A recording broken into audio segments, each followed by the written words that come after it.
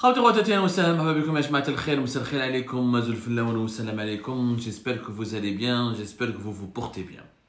On a parlé tout à l'heure de la stratégie de l'industrie automobile en Algérie, de la stratégie de lancement de l'industrie automobile en Algérie. On en parle depuis des années.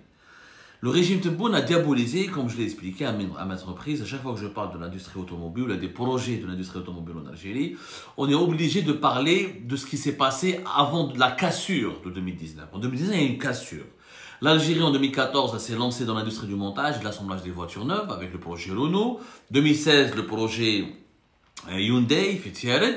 Ensuite, 2018-2019, 2017-2018-2019, il y a eu plusieurs projets qui ont commencé à émerger, qui m'a Volkswagen, à Arlisen, avec la Solvag Al-Ulmi, qui m'a Biatna Takia, et des groupes chinois, des entreprises chinoises qui ont voulu s'installer en Algérie, comme le groupe Chili à l'époque, c'était avec Mohamed Mazouz. Il y avait des projets intéressants. Il y a eu une cassure. 2019, on remet tout en cause, on arrête toutes les usines de montage, on stoppe tout et on décide de diaboliser, de dire que tout ce qui se faisait avant, c'est du gonflage de pneus. Ah là, gonflage de pneus, etc. Ou malabélige, ou c'est pas de la véritable industrie, c'est une fausse industrie, je sais pas quoi.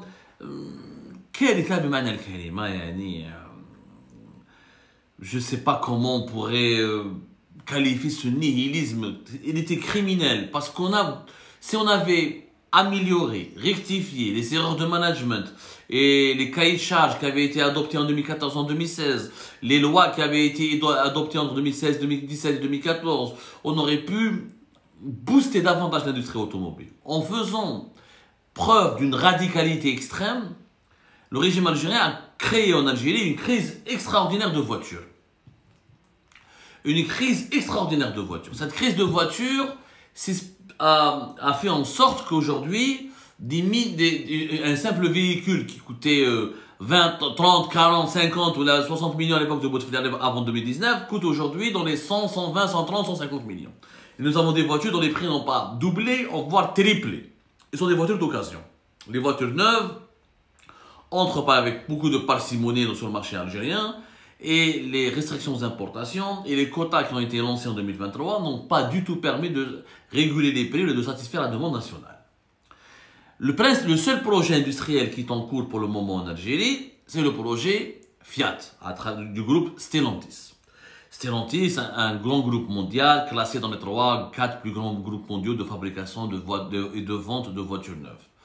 14 marques, Peugeot, Citroën, Fiat, Opel, et d'autres marques que peut-être vous ne connaissez pas, ou là que peut-être les Algériens amoureux de la voiture peut-être pourraient connaître, ou là vont certainement connaître.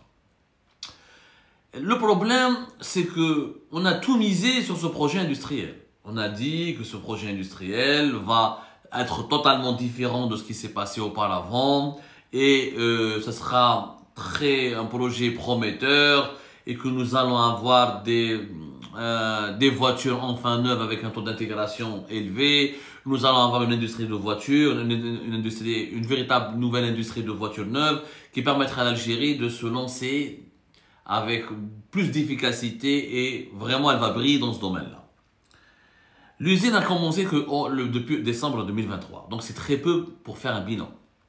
On n'est même pas, il n'y a même pas cette usine Fiat à Tafaraoui, à Oran, inaugurée le 11 décembre 2023, n'a même pas soufflé sa première bougie. Donc on ne peut pas parler, on ne peut pas faire un bilan, on ne peut pas critiquer réellement. Mais on ne va pas parler de l'usine, parce qu'on a donné des chiffres sur l'usine, qui a fabriqué uniquement 46 voitures par jour, ce qui est très très peu, et qu'à partir de fin juillet 2024, elle va aller à 250 voitures, et que l'objectif de Fiat, qui a déjà recruté, qui a déjà 850 salariés au niveau de cette usine, est d'aller vers une production de moins de 1000 voitures Fiat 500, et de 7000 véhicules utilitaires Fiat Doblo, ce qui sont des chiffres totalement ridicules. Dans un pays où nous avons besoin de 1 million de voitures, si on produit par an que 1000 voitures, ça n'a pas de sens. Ça n'a pas de sens. Mais bon, on m'a dit non, c'est possible à partir il y a un coup d'accélérateur et qu'il y aura donc 250 voitures plus de 250 voitures par jour. Et il est possible donc vers la fin de l'année, on se retrouve avec une usine qui a une capacité de production plus élevée qu'aujourd'hui. Mais, est-ce que le projet Fiat est en lui-même prometteur? Il a des promesses, c'est bien, c'est très bien ces promesses-là. Maintenant, est-ce que le projet Fiat Algérie, il va vraiment donner quelque chose de palpable? Parce que moi, ce projet, je ne l'ai jamais compris. Je n'ai rien compris.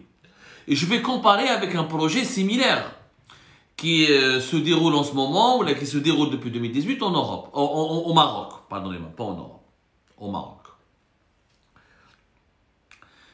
Nous avons un groupe mondial qui a investi en Algérie, qui a investi aussi au Maroc, deux pays voisins. L'investissement sur l'usine algérienne, selon Fiat, selon les affirmations du groupe Fiat lui-même, ça aurait coûté à Fiat 200 millions d'euros. Que Fiat, pour lancer, développer son projet en Algérie, va injecter dans son usine basée à Hollande 200 millions d'euros. Ces 200 millions d'euros pour la construction de l'usine, le site industriel de Tafraoui, les équipements nécessaires et pour permettre à cette usine d'être fonctionnelle.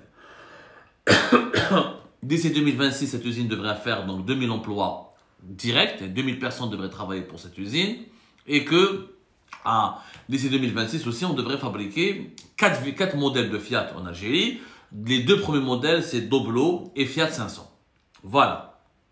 Le taux d'intégration que vise Fiat, c'est 30% en 2026. Et Fiat plus tard, elle veut fabriquer donc la Fiat 500, la Fiat 500X et la Fiat Tipo.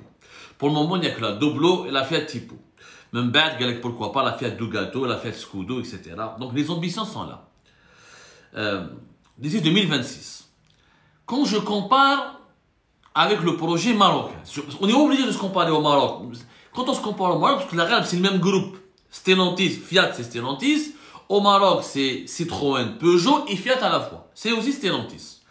Au Maroc, en 2018, l'usine a commencé. À Knetra au Maroc. Le groupe Stellantis, qui était à l'époque, c'était pas Stellantis, c'était le groupe PSA, parce que Stellantis existe depuis 2021.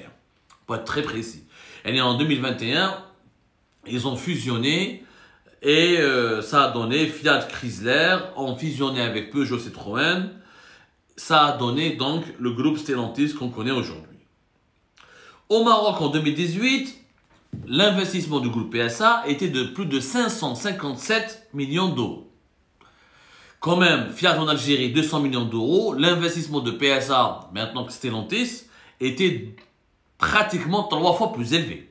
557 millions d'euros.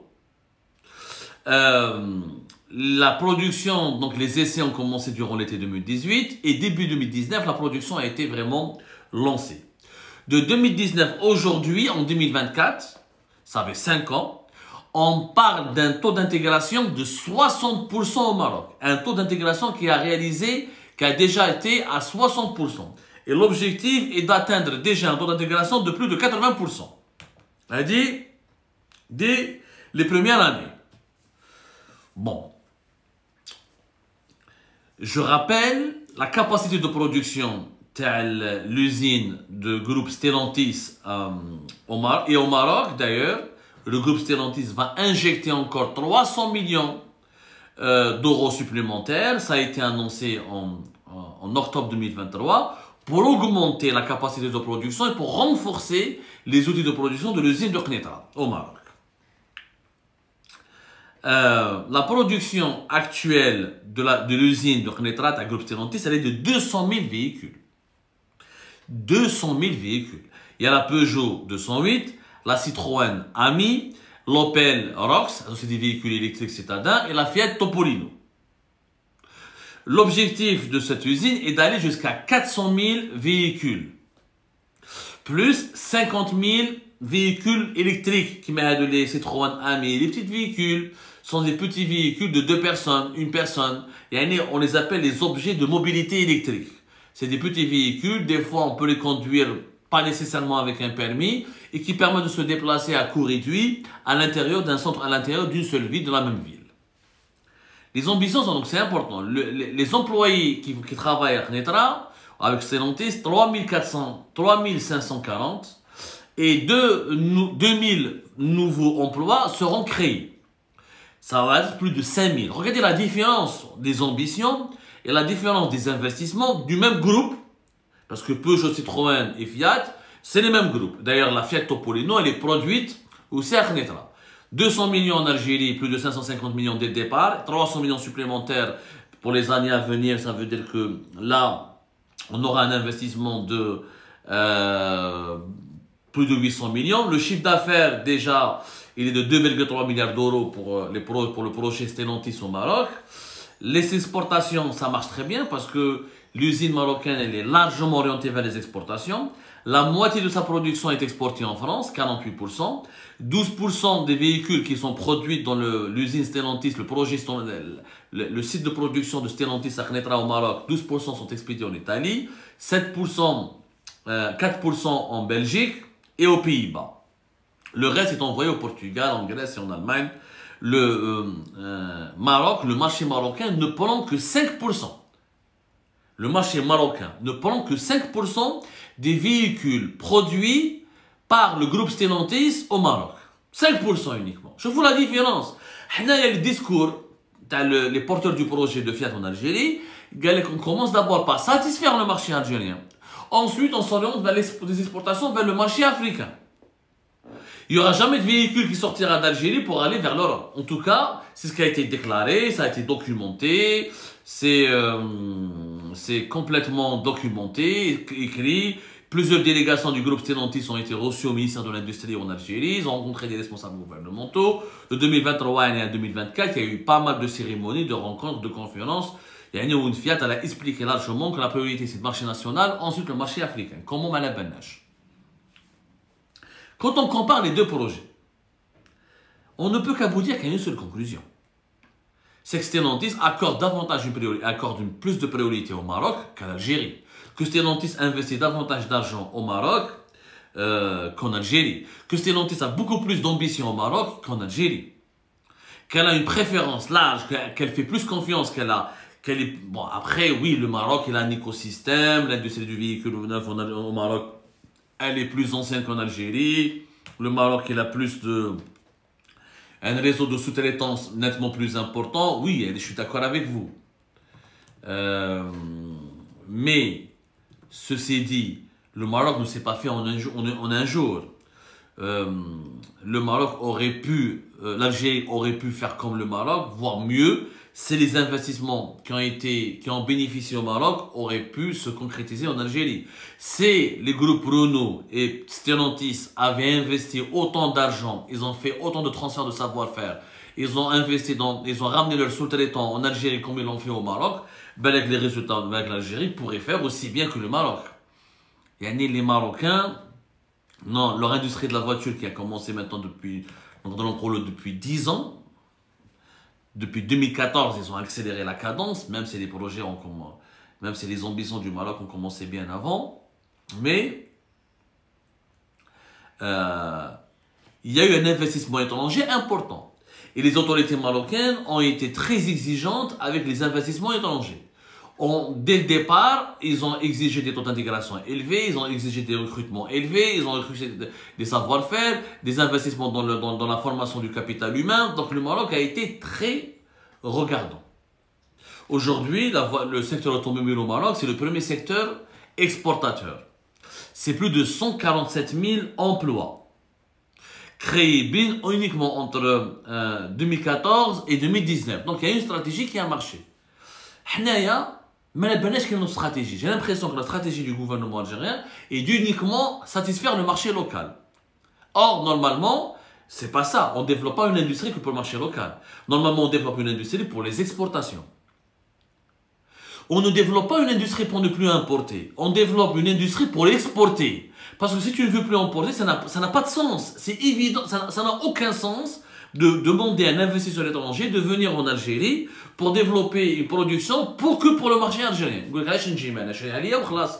Les investisseurs étrangers viennent investir dans un autre pays à l'étranger, justement pour pouvoir fabriquer à des coûts pas très chers, se faire de l'argent et en exportant vers l'étranger. Clairement, Stellantis, il a une préférence pour le Maroc. Il n'a pas de préférence pour l'Algérie. L'erreur de l'Algérie, donc, c'était quoi? C'était non seulement qu'elle n'a pas de stratégie, elle n'a pas été assez exigeante pour attirer des investissements solides et rigoureux pour se doter d'une véritable industrie automobile comme le Maroc, Mais la troisième erreur, c'est l'erreur fondamentale, c'est que le gouvernement algérien a fait appel à des investisseurs, fait des pactes, où là, il fait des associations, où là, il fait des marchés, où là, il conclut des accords là, de business avec des groupes qui ont investi chez nos voisins dans des pays qui sont censés être nos concurrents directs. Donc, s'il a beaucoup investi chez ton concurrent, il n'a pas besoin, il n'a pas particulièrement, il n'y a pas une nécessité particulière pour qu'il essaye de, comment dirais-je, de se développer chez toi. C'est logique, il est déjà bien développé, bien enraciné. Il fait déjà beaucoup, il se fait de l'argent, il arrive à exporter depuis le Maroc. Il n'a pas besoin de se développer depuis l'Algérie, puisque l'Algérie ne lui offre pas plus d'atouts que le Maroc. Le seul atout de l'Algérie, c'est que l'Algérie, le marché interne, a besoin de voitures neuves et qu'il faut l'obligation de faire de l'assemblage pour vendre localement. C'est un mauvais deal que nous avons fait avec Fiat. En réalité, si l'Algérie veut développer une industrie automobile, elle doit attirer un investisseur étranger, un grand groupe mondial, qui n'est pas présent directement chez nos voisins ou dans les pays avec lesquels nous sommes en concurrence, et qui n'a pas réalisé chez eux des investissements, et qui veut justement investir en Algérie pour concurrencer les groupes mondiaux qui ont investi au Maroc. Ça n'a pas de sens de ramener Peugeot ou la Renault qui ont déjà présent au Maroc, qui ont réussi au Maroc, pour les ramener en Algérie. Ils n'ont pas besoin de l'Algérie, khlas. Ils ont leur plateforme régionale au Maroc. Quand on voit le classement des grands groupes mondiaux, c'est vrai que le groupe Stellantis, au niveau des ventes, au niveau des ventes mondiales, Stellantis c'est le 4e groupe qui vend le plus de voitures au monde, après Toyota, Volkswagen, General Motors. Et au niveau du chiffre d'affaires, Stellantis c'est la 3e position après Volkswagen et Toyota. Mais les grands groupes mondiaux, qui chauffent la liste des groupes mondiaux qui n'ont pas encore investi dans les pays qui sont concurrents de l'Algérie, ou des pays méditerranéens, ou des pays de l'Afrique du Nord. C'est qui? Ou c'est des groupes allemands, je dis bien c'est des groupes allemands, genre Volkswagen, ou la Mercedes, Benz, ou la BMW, ou c'est des groupes asiatiques, notamment sud-coréens, parce que même les Chinois maintenant sont en train de développer des projets de production de véhicules électriques au Maroc notamment, ou les groupes sud-coréens qui mettent Hyundai et Kia. Le cas des dirigeants algériens était bien accompagnés, bien encadrés, bien conseillés. Et s'ils avaient eu recours à une expertise, et s'ils avaient fait une étude de marché, ils vont se dire, c'est très simple en fait. Il ne faut pas sortir de Saint-Cyr. Tu te lances dans le commerce, dans un business. Tu vois que ton voisin, qui est ton concurrent, le Maroc est un concurrent, c'est pas un adversaire. On ne parle pas de politique, on parle de business, c'est un concurrent. C'est à côté, on a des frontières communes, il est proche de la Méditerranée, proche des pays africains, il est tourné vers les exportations. Non, on veut le marché interne, mais aussi, c'est clair, tout business, pour qu'il puisse marcher, il faut attirer des devises. Si tu produis des véhicules pour les vendre uniquement en dinars, personne ne va venir chez toi. Parce que le dinar n'intéresse pas les gens, et si on n'arrive pas à exporter depuis l'Algérie, les gens ne vont pas investir. Vendre uniquement des voitures aux Algériens, c'est très facile. Tu n'as qu'à exporter, tu n'as qu'à importer depuis la Chine, ou là tu importes depuis le Maroc, ou khlas, ça te coûte moins cher. Si l'Algérie veut réellement, si l'Algérie voulait avoir des voitures moins chères, on les importe depuis le Maroc. C'est à côté, elles sont fabriquées à côté de chez nous, on a les frontières, on a les voitures. Mais maintenant, on veut faire du business, on veut faire de l'industrie. C'est-à-dire créer des emplois, développer le taux d'intégration et créer une activité économique. Une activité économique, elle est basée d'abord sur l'exportation. Aucune activité économique au monde ne vit que du marché interne. Sauf les grands marchés. Même la Chine, un marché de 1 milliard. L'Inde, un marché de 1 milliard. Les États-Unis ou le Brésil, des centaines de millions de consommateurs où ils ont besoin d'exporter. Il faut être un très grand pays, un très grand marché. Nous ne sommes pas un très grand marché. On est 47 millions d'habitants. À un moment donné, pour que l'investisseur étranger rentabilise son argent, il doit gagner des devises. Des devises, ils viennent de l'étranger. Puisque Stellantis, il est présent au Maroc. Renault sont présents au Maroc. Qui est mon concurrent direct. On chauffe les constructeurs qui ne sont pas déjà présents au Maroc, comme Kia et Hyundai. Hyundai, par exemple, au niveau des ventes mondiales, c'est quand même le 6e vendeur de voitures au monde. Après Toyota, Volkswagen, General Motors, Stellantis, Ford, il y a Hyundai 5e. Voilà, 5e vendeur au monde. Kia, parmi les 10 plus grands vendeurs de voitures au monde. Voilà. Kia et Hyundai vendent plus de voitures que Renault, que Mazda, que Mitsubishi, que Mercedes-Benz, bon, que BMW, parce que c'est des voitures de luxe quand même. Kia et Hyundai, ils investissent dans le continent africain. En 2019, ils avaient déjà, en 2021, ils se sont installés au Ghana. En 2019, ils étaient déjà au Mozambique. Et en 2018, 2017, 2019, ils ont fait le Mozambique et l'Angola. Ils s'intéressent beaucoup au marché africain. Ils savent très bien que pour concurrencer les grands groupes européens et occidentaux, ils doivent aller sur les marchés émergents. Les marchés émergents, c'est le marché africain. Et l'Algérie, comme déjà le Maroc exporte beaucoup vers l'Europe, et vous avez la Turquie et le Maroc, plus des pays de l'Europe de l'Est qui couvrent les besoins du marché européen, c'est clair que l'avenir de l'industrie automobile en Algérie, c'est d'exporter vers le marché africain. Les pays, les constructeurs qui s'intéressent beaucoup au marché africain, c'est Hyundai et Kia, qui ne sont pas présents au Maroc. Donc, ils sont susceptibles de faire de grands investissements en Algérie pour concurrencer Renault et Stellantis, qui sont leurs concurrents directs, parce que les concurrents directs en Afrique de Kia et de Hyundai, c'est Peugeot, c'est Citroën, c'est Fiat. Donc, si on était juste un peu, si on avait des dirigeants un peu intelligents, au lieu de draguer Fiat, il fallait draguer Hyundai et Kia. Il fallait convaincre Hyundai et Kia d'investir des centaines de millions d'euros en Afrique, comme ils sont en train de le faire en Angola, au Ghana et au Mozambique, pour développer des usines de montage et d'assemblage de voitures neuves. Le projet de Kia et de Hyundai qui était à Tieret et qui était à Betna, il fallait les reprendre et les relancer. C'était ça l'erreur, il fallait les relancer. Si on les avait relancés, on aurait eu aujourd'hui une production nettement plus développée et des investisseurs étrangers beaucoup plus sincères avec l'Algérie, parce que Rouma, ils ont intérêt à réussir. Stellantis, si elle ne réussit pas en Algérie, mais elle a ce problème, elle a déjà réussi au Maroc. Elle a déjà réussi au Maroc. Donc, mais elle a ce problème. Par contre, Hyundai et Kia, ils sont obligés de réussir en Algérie pour pouvoir concurrencer leurs concurrents qui sont en train de réussir au Maroc. Donc, toute l'industrie automobile en Algérie, elle a mal démarré au départ à cause du manque d'ambition industrielle du pays, à cause du choix des partenaires. On a choisi les mauvais partenaires. Les Renault, c'était pas un bon partenaire. Peugeot et Stellantis ne sont pas des bons partenaires parce qu'ils sont déjà implantés chez nos concurrents et qui n'ont pas besoin de l'Algérie. Ils cherchent juste à vendre leurs voitures en Algérie. C'est les vrais bons partenaires, les Allemands ou les Asiatiques comme les Sud-Coréens. Les Sud-Coréens sont beaucoup plus souples, c'est des voitures beaucoup plus accessibles et la gamme des voitures de Kia ou la Hyundai convient davantage aux besoins des Algériens et des Africains que les voitures allemandes qui sont plus quand même chères, rutilantes et qui sont réservées à un certain public. Même si Volkswagen a des filiales comme Kim Seat, Kim Skoda qu'on peut développer aussi en Algérie. Mais bon, les Sud-Coréens connaissent mieux le marché algérien, sont beaucoup moins compliqués à gérer, et leur partenariat peut être beaucoup plus efficace à réussir, et ils ont des ambitions africaines. Il fallait prendre Hyundai et Kia.